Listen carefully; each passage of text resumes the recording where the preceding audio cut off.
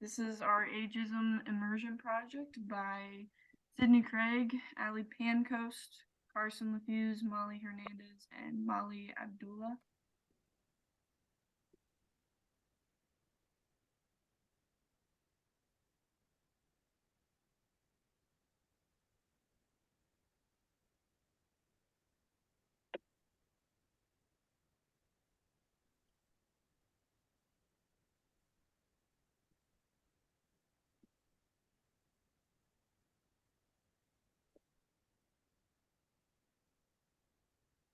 We chose Generation X because we feel that they often get overlooked in this fight between the generations. You know, it's always millennials or Gen Z against the baby boomers constantly. And there tends to be a lot of negative energy from the younger generations towards these baby boomers. But in that fight, Generation X tends to get overlooked, and their struggles and any negative energy towards them gets overlooked.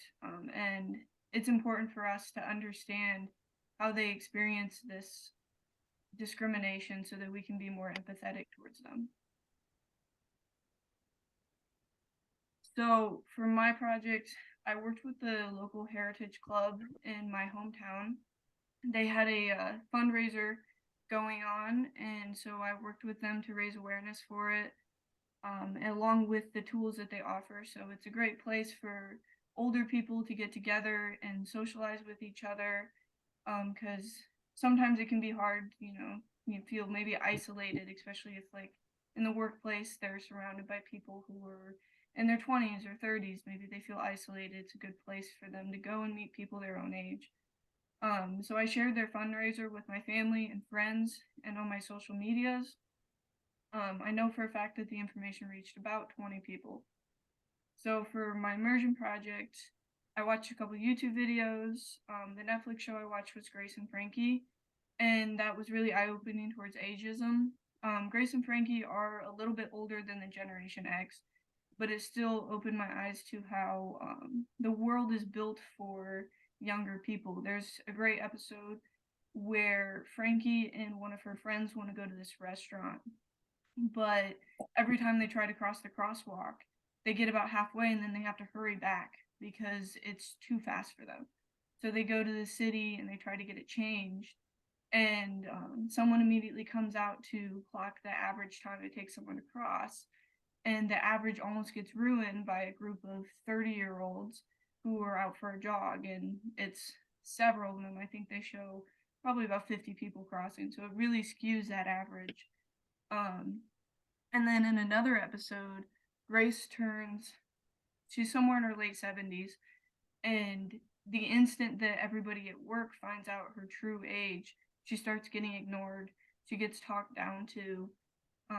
She's in a very important meeting, and the whole time, the people who are in their late 30s to 40s, they sit there and they're like, "Oh, are you okay? Are you comfortable enough?" And they're like, "Oh, yeah, I'm sure you think that." And they just focus their attention and their genuine respect on the person who's a little bit younger than Grace is. So for me, I assume that Generation X doesn't face a lot of ageism, because they're not as old as boomers, and in social media and media in general, you hear a lot of crap going towards the boomers, not really towards Gen X. So it was very eye-opening for me to see that this actually does happen. The YouTube videos that I watched, the one focused on how Gen X's culture and the things that they grew up on, but the one that really opened my eyes was how they're feeling forgotten in this massive fight between the generations that we have going on, and they're ignored and their needs are almost never met. So it just really opened my eyes to Gen X does feel things. Sometimes they seem quiet and easy to forget, but they're there and they deserve our attention. So Now, for the show, Grace and Frankie, is that a show you watched before this class, or you kind of found it while doing this project? so I've watched it. My mom got me into the show back probably like 2019, 2020-ish. And I loved it, but then because of COVID, they didn't film that last season. So it took me until here, probably a couple months ago, where I finally watched like that most recent season, which has some of those episodes that I referenced. And I did go back and rewatch some specific episodes so that I could make sure I got my facts straight.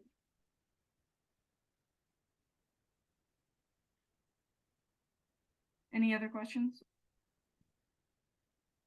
How was it working with the Heritage Club? I know you explained how it all went, but did you find that it altered how you viewed Gen X, or did it change your mindset on your opinions and your assumptions? I definitely, it opened my eyes to the fact that there were tools in our community. I'd never really thought about how Gen X and up might struggle to get jobs sometimes, or even to feel like welcome in the community. So it was nice doing that. They were very excited to have me work with them. So yeah.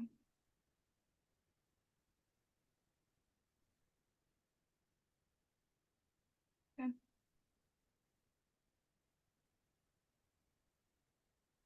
Okay, so I was able to work with a smaller group of Gen X individuals within a bank. I conducted my interview with one of them. And throughout that interview, I learned that one of the biggest struggles that Gen X has is the fact that there is a lack of resources available to them. I had them complete a survey and a questionnaire stating what they struggled with the most, using the answers that I received from that survey, slash questionnaire, excuse me. I created 3 short videos on some of the softwares that we use at the bank every day, which would be Word, PowerPoint, and Excel, because those were in my interview, those were the 3 that I found were very common throughout. And even without going outside of the bank, I feel that those 3 softwares are used a lot in technology. And so I was able to create videos, just basic tips and tricks that they were able to use. And then I sent them another survey asking how those helped them after the fact. And it seemed like that they really helped. Just even the smallest bit of aid was able to help. Throughout my interview, I had asked my interviewee, he's really one of our biggest guys there at the bank, and he told me he really, really struggles with technology, and the growth and like the rate of change. He's been in banking for 30 plus years, and just in the past 10 years, he said just things have changed so much. He stated that he was having trouble keeping pace with the software and the number of tools and how to research things, just trouble adapting and keeping up. He said he had a flip phone until 2014, which the bank made him get his very first iPhone, and he said it's just wild to him, about how fast technology has grown, and that really dictates just how much he struggles with in the workplace, which is technology. Technology is his biggest struggle, I would guess to say.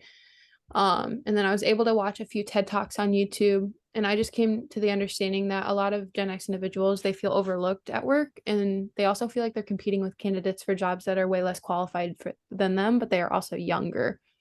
And hearing those TED Talks and listening to that, it's just wild to me that people are getting outbid for these jobs that may not have the qualifications. They're getting these jobs based on the fact that they're younger, and people are making assumptions that they're just going to react quicker than Gen X would say. And that would honestly be my biggest assumption that I had before doing this project, was that Gen X just didn't want to try to understand the modern day of working. I have a Gen X mother who just cannot understand technology for the life of her, no matter how many times I try and understand or explain it to her. And before I just had the worst assumption. I was like, they don't want to try. They don't want anything to do with it. They think it's silly. But then dealing with the Gen X individuals at the bank, I was able to see that it really isn't that the fact that they don't want to try, it's that they don't know how. They were never raised with technology. They weren't shown how, because by the time technology came around, they were already well into their careers. So there was really no reason for them to be taught per se. They just were expected to understand it. That's why my interview was the most eye-opening to me. I was able to watch all those videos, and I did watch a short documentary that dealt with Gen X and the struggles, but I think the interview was the most eye-opening because like I said, a lot of people just assume that Gen X is crafty with technology, but a lot of Gen X individuals struggle, and with technology growing as fast as it is, they are truly getting left behind. And that was the biggest thing in my interview. That's why I wanted to create those videos, because his name is Matt, and he said that there just were no tools at his current job to help him learn how to use the technology. There's a lot less resources than there really should be, and that's something he really struggles with. And he said if there was one thing he could change about his current workplace and environment, it would be that the lack of response that they're receiving is interesting. People are not responding to one another. The communication is lacking. And I think that is also a struggle for Gen X, because they started their careers in a generation that was based on face-to-face conversation. And now we've gone to technology where it's emails, and we'll get to it when we get to it. And no one answers their phone to save their life. I mean, I never answer phone calls. Cold calling is a lost art. And so he said that was definitely something that is different and hard for him to come to terms with. But I do wish that my project was able to reach a larger group of people. But with the data I received and by doing that interview, there's a lot more ageism in the workplace than I originally thought. And I honestly believe that Gen Xers are starting to become the new boomers, and we need to work together, I think, just to make sure we're including everybody. Wow, I definitely agree that technology was definitely a culture shock to this generation. Um, yeah, I know growing up, when I would see my parents who are Gen X, they really weren't used to a cell phone that was touchscreen and really knowing how to do anything with a computer.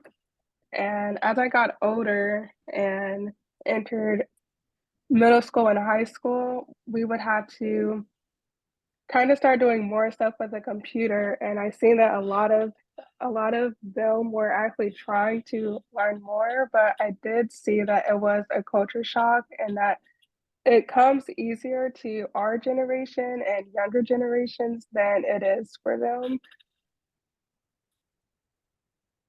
And another thing for me with my candidate was actually a software developer, and they talked about, well, I really think that are the responses we get might differ based off of the age range within Generation X that we interview. I interviewed someone on the lower scale, and their responses were much different from those of yours and Sydney. And so that's really shocking to me just to hear you guys' response from these people. So I have a question for Alexandra. So in my interview, I talked to a Gen X lady who was able to hook me up with the Heritage Club, and she works as an accountant. And so we got to discuss how much technology has changed and how she's kind of managed to keep up with the changing technology and accounting, because it's become a lot more computerized than when she started back in the early 90s ish. And so she told me that the way that she's kind of kept up with it is just having to be flexible. And she said that she's got a couple of kids who they're in their 20s, and so watching them grow up with all this technology has helped her kind of keep up with it too. So the person you interviewed, did they say at all how they have kind of helped themselves keep up with the tech?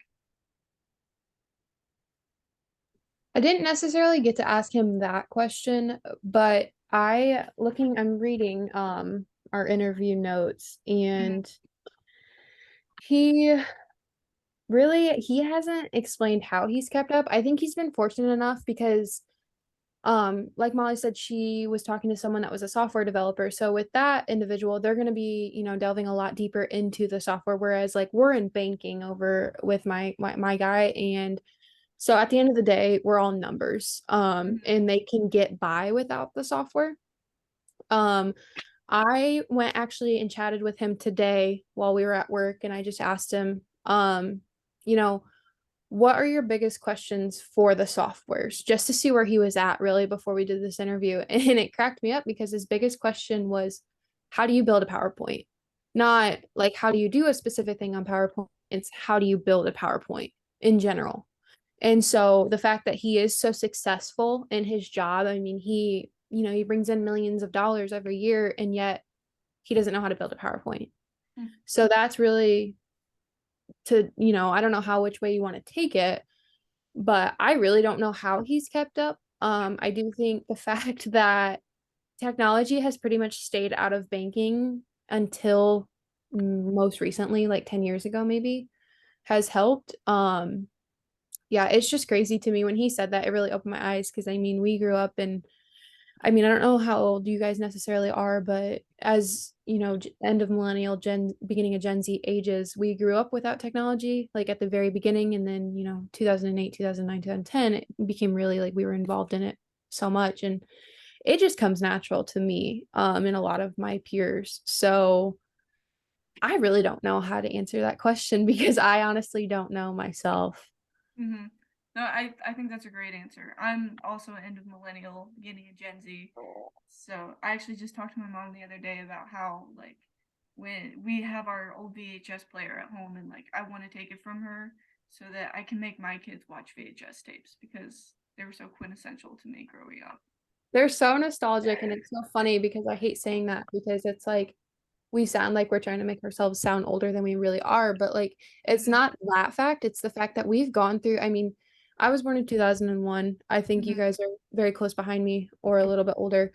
And it's the fact that from the time we've been born, there was VHS tapes. I mean, we grew up watching, Barney and Dora and whatever you want to call, I don't know. And then we've Yeah. gone to, DVD, and then there was DVR, and then Netflix became a big thing, and then, smartphones, and then streaming. And now you can have every single, I mean, we have between my family and I, we have like 7 streaming services. Is it necessary? No. But it's like it has happened so quickly.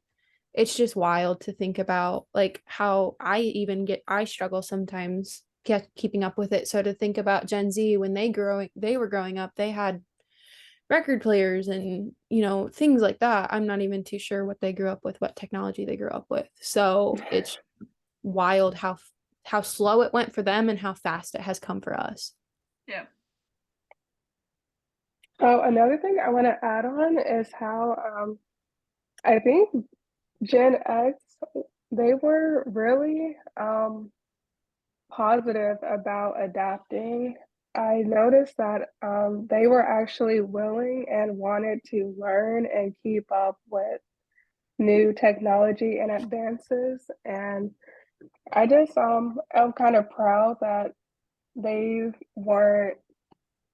I want to say, like, I used to assume that they were difficult to work with and people that really weren't willing to change, but that has like really proven to be otherwise. And I just noticed they really do want to learn and stay up to date, and they are willing to, um, yeah, stay up to date with technology and just anything that comes their way. They're really adaptable. I agree. I think people misconstrue Gen X with boomers because not to generalize or stereotype an entire generation, but I mean there's an entire meme about boomers. Boomers I feel like boomers truly like were the negative Nancy's of generational like groups, and then Gen X comes along and they just never had a shot because boomers were so, you go to work, you do your work, there's no work and Right. play. Mm-hmm. And then Gen X comes along and they're like, well, we want to learn, and everyone's like, no, you don't. And so they didn't give them the chance. So that's something interesting as well.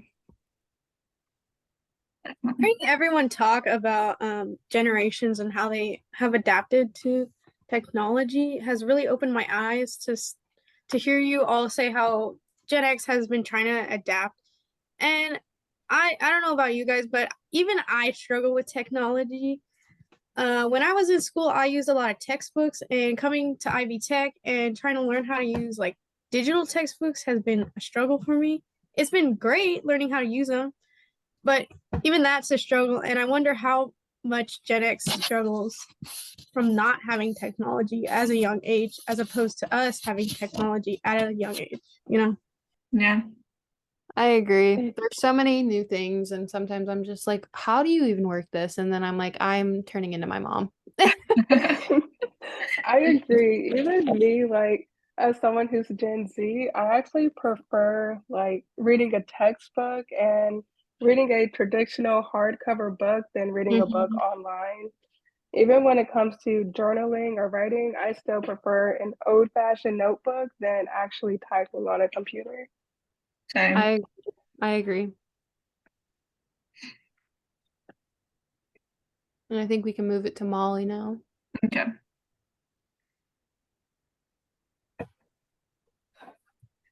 So this is my project. I honestly didn't know much about ageism. I pretty much only had one assumption about it, and that was that ageism is basically discrimination against older people. Through this project, I learned there are many layers to ageism, and it is really discrimination against anyone based upon that person's age, both young and old. For my service learning project, I created a aging is living tree. I only had time to collect data for a few days, but so far I have learned that age and aging mean different things to everyone. The location where I placed this tree really likes having it, and looking forward to continuing to learn about and share with others what aging means to people in the community. My goal was to have about 20 people write an answer for the tree. I reached this goal by handing out flyers in my neighborhood and just telling people on social media, trying to get it out there. For my immersion activities, I watched a couple of movies. I first watched a documentary called Cutback. I learned about how older people feel a lot of ageism in the workplace. One person in the cutback was talking about how older people will apply for jobs and not get it because they are overqualified. I believe someone touched on this earlier already a little bit. And I'm just kind of expanding on that. And this is a way for companies to not tell people that they are too old. And it really opened my eyes reading that and hearing them talk about that. And I'm just like, that's crazy. They're just saying you're overqualified instead of saying you're too old. Learning about this made me a bit angry because if an older person is willing and able to work, why not let them? I don't believe there's a such thing as overqualified. Like if someone has that much experience, they could teach younger ones new like different tricks on how to do things if they've done it for so long. I also watched a movie called Space Cowboys. It was a very inspiring movie. I learned that you are never too old to go after your dreams and your career goals. I also watched a couple of YouTube videos, one from the AARP. The video had Cyndi Lauper talking about how she felt the effects of ageism. I'm not sure if any of you know who that is, but it is a rather famous person. And it was interesting to find out like celebrities feel effects that we feel. And it just shows like everyone, can feel however they want. And just because they're a celebrity doesn't mean they're perfect. They do feel the effects of ageism or other things. Another video I watched was a TED Talk on YouTube about ageism. Someone else earlier talked about watching an ageism TED Talk. I learned a lot more about ageism watching that video.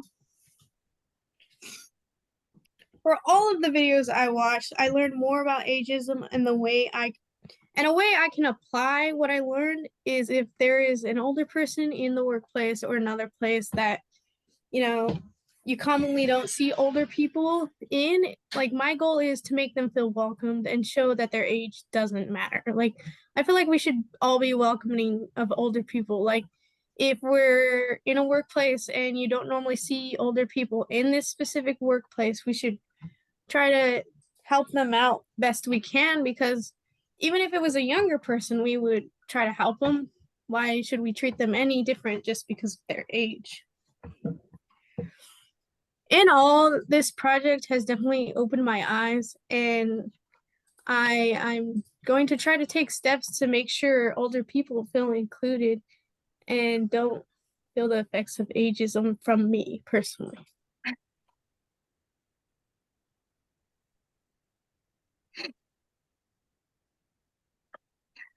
So you mentioned how like they deserve jobs too, and like they're qualified and sometimes even overqualified, and just because they're old doesn't mean they don't deserve the job.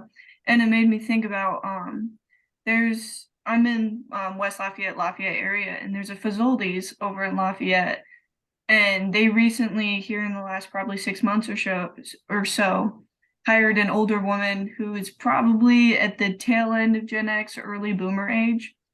And I remember the first time I went in there right after they hired her, she was really, really struggling with the technology.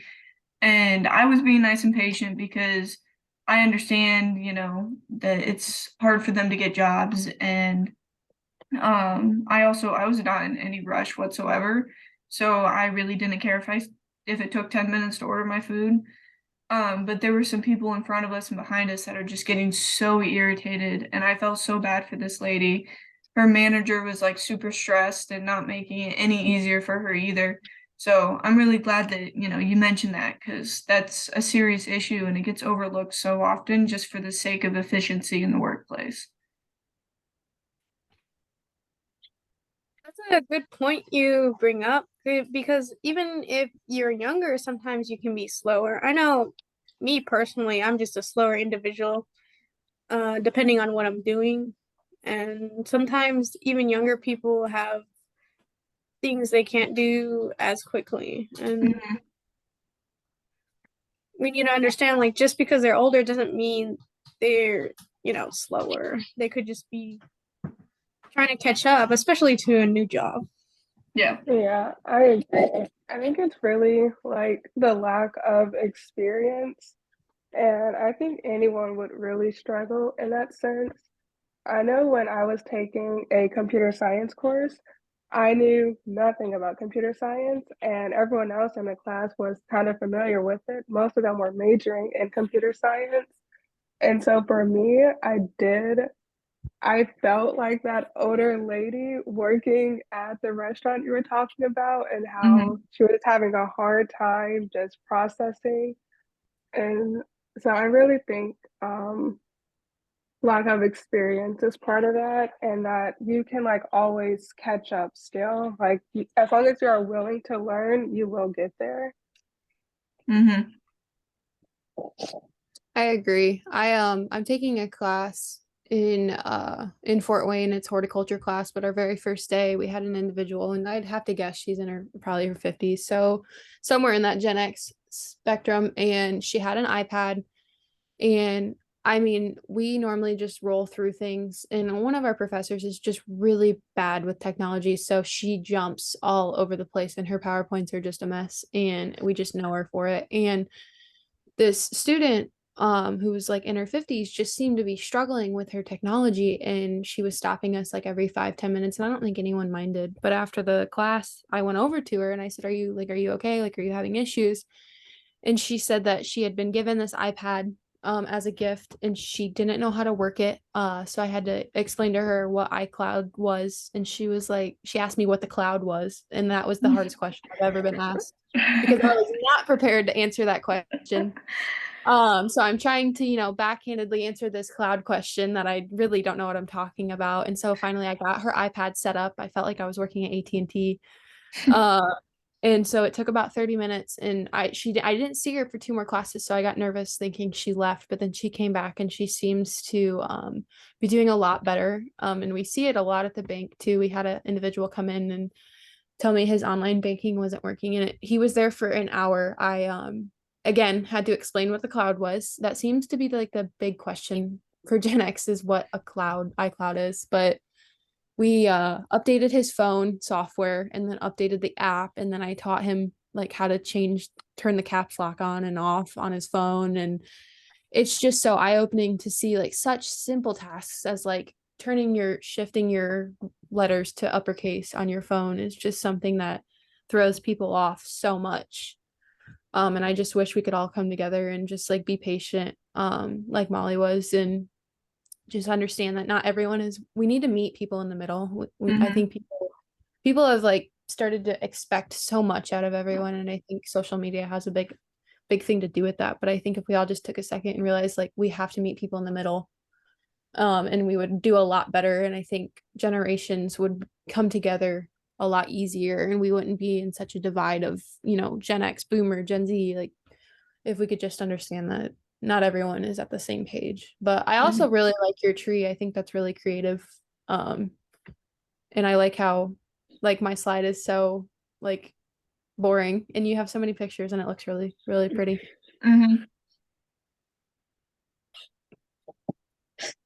Okay, for me, I interviewed an individual from Gen X that worked as a software developer, and I was really surprised about the response I got from them during the interview.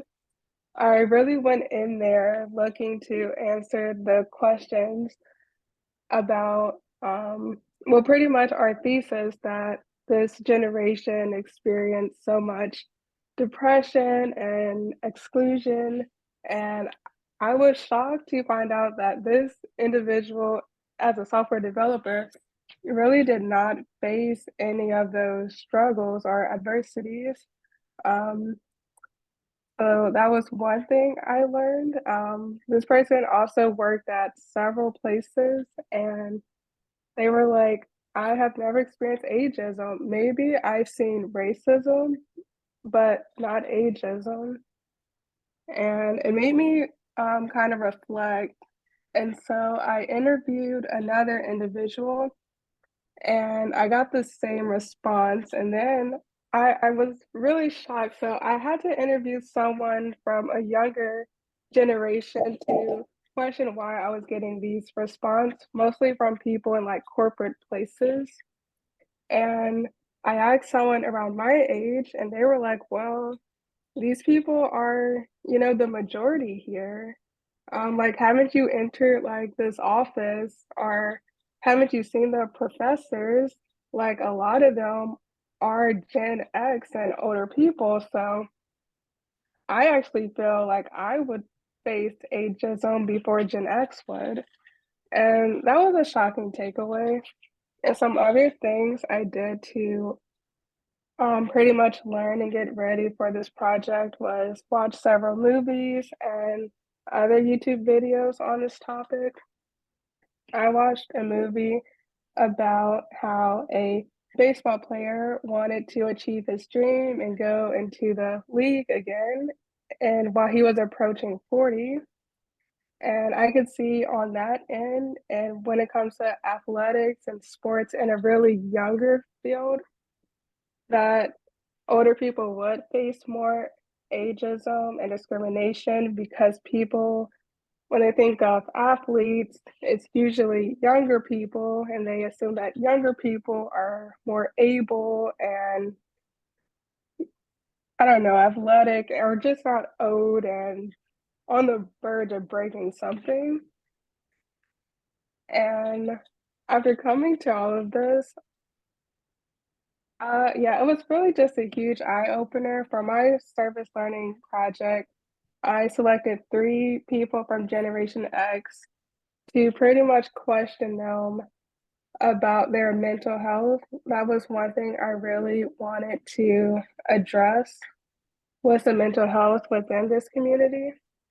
And every day I would send them a list of questions that related to things that every generation could, just so they feel included. It could be about a video game, a new TV show that came out that everyone's watching, just up to date questions. And then at the end of the day, I would ask them to rate how they felt or if me asking those questions and having those interactions with them was able to boost their mood by the end of the day versus the start of the day, and do that for about a week just to see if I can measure their mental health at the end of this.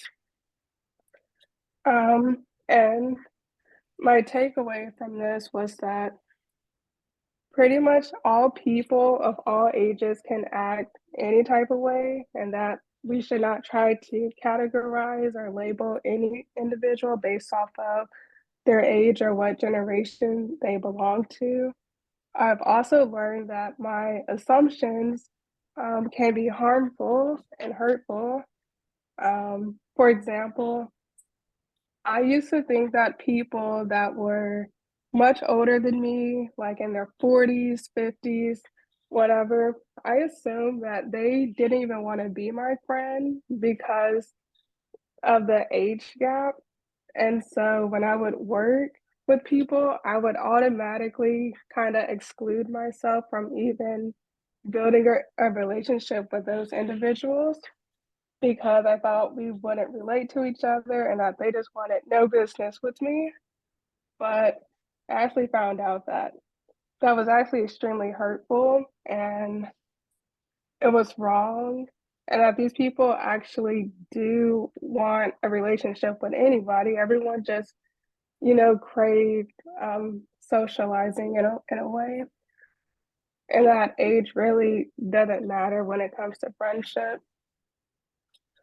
Another thing I learned is that Generation X, I was trying extremely hard to find something negative on this group when it came to the workplace, but almost every article I came across perceived Gen X as great workers.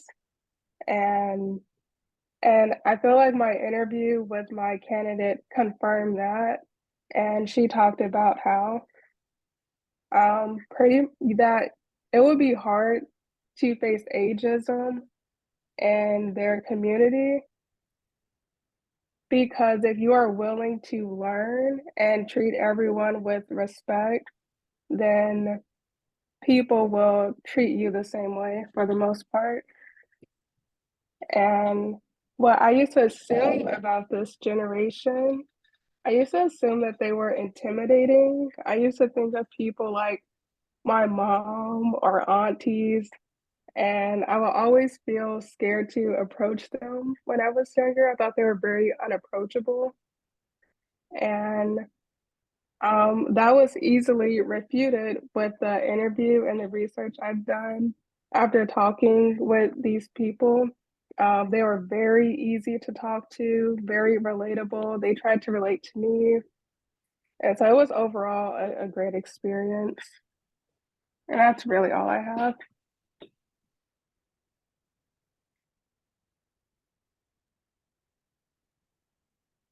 I appreciate your take on the whole friendship concept of struggling to be friends with individuals that are in this generation. My candidate that I interviewed is actually someone that when I first started working at this bank, I don't know, he and I just got along very well. And I think even out of everyone I work with, because I work with Gen X, I work with millennials, and there are some boomers there really. And he is honestly one of my closest contacts there at the bank. I mean, we'll talk to each other about our personal lives, and he's a genuine guy. And he's always, I'll say something on Friday about how I have something going on Saturday. And by Monday morning, he'll be like, how'd your thing go on Saturday? Like, there's some of the most, like, they remember some of the most intricate details that you'll tell them. And they're very observant individuals. And I think going into this, we all kind of had one big assumption that they were hard to work with and that they experienced a lot. But based off of what Mally, sorry, found it, I agree with everything you said.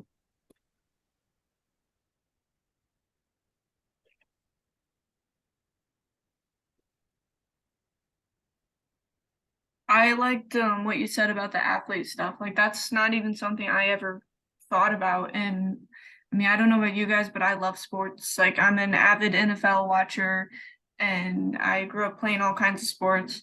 But you know, while you were talking, I was kind of thinking about how Tom Brady just retired, and he's like what 46 or something. Like he's got so much life ahead of him, and he does have like some deals and stuff worked out where he's going to be an analyst for the NFL. So he's not exactly, you know, left high and dry. But there's so many players that they reach those late 30s, early 40s, and their playing just kind of starts to taper off. And next thing you know, they're being called old and washed and all these really hurtful things. Some of them aren't as lucky as Tom Brady that they immediately get these deals. And his was actually set up like 2 years before he retired, so that he knew he could retire whenever he wanted, and he was set. And you know, there's players that they don't have that when they retire. They retire and they just have to hope that they manage their money well enough until they figure something out. Because yeah, they probably made a lot of money, but like in that short amount of time, there's still a lot of life left for them to need to make more money. So I just thought that was very interesting. Something I didn't even think about going into all of this is like how it affects like athletes and stuff of that age range. Yeah. And also even like you're like LeBron James, a lot of like athletes consider him old or he's too old or he's about to retire. He needs to like he's losing value Mm-hmm. because he's aging and like he's only 38 years old and Mm-hmm. that's not old at all in reality. It's just crazy that people think like Tom Brady and LeBron are old and they're not even like technically middle aged yet. Like they're not even halfway done with their lives and everyone's like, yep, they're washed up, they're done. Like they are individuals that have value. Just because they aren't entertaining you anymore doesn't make them any Mm-hmm. lesser of a human being. Yeah, they're still younger than my parents. Like they have a lot of life ahead of them. And to be called old already, it's got to sting a little bit. Especially because they've accomplished so much and made 30 times more money than, all of us more than likely will be combined in our Mhm. lifetimes. It's just crazy.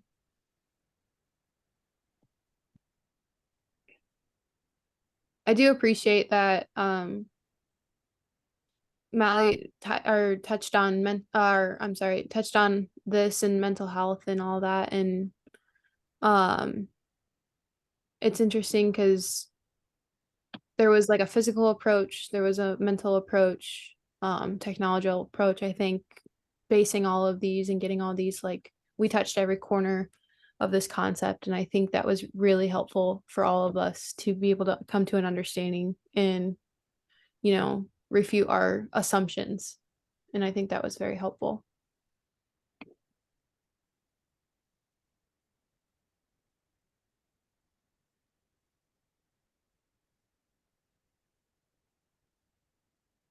Okay. Um, so I just kind of typed this stuff up real quick, but you know, in our research, we found that a lot of the older generations do in some, and not in all cases, but you know, they face some discrimination in the hiring process. That's what I found in my interview. My interviewee, she hadn't had any personal experience with it, but she had heard stories from friends or friends of friends or, you know, through the grapevine and stuff. And then our immersion projects, they kind of helped support showing that, you know, we often ignore them for what younger employees or customers want or need. And like for my project where they, in that Grace and Frankie episode, where trying to just something as simple as crossing the street was skewed towards the younger generation.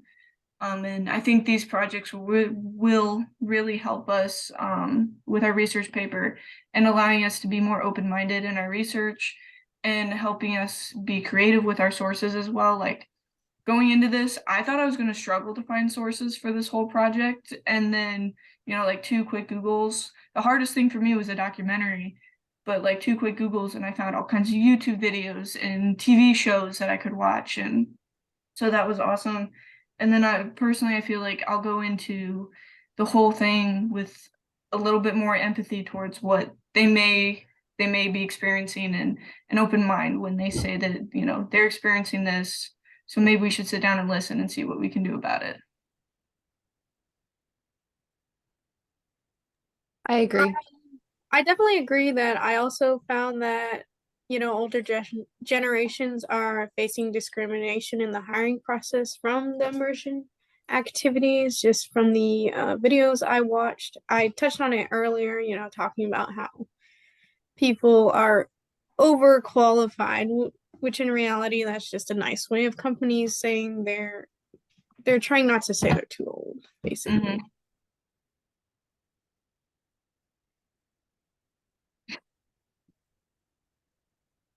Okay. I think the only thing, this is just our works cited, so I think that's everything.